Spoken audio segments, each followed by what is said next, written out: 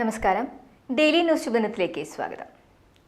ഓരോ നഷ്ടവും ഓരോ പാഠമായി മാറുന്നത് എങ്ങനെയാണ്? ഇന്നത്തെ ശുഭദിന ചിന്തയിലേക്ക്.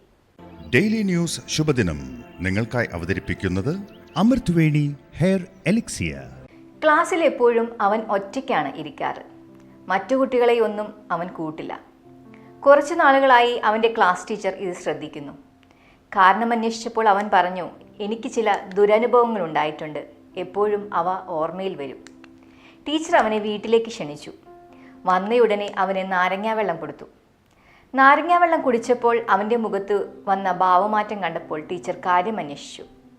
വെള്ളത്തിൽ ഉപ്പ് കൂടുതലാണെന്ന് അവൻ പറഞ്ഞു.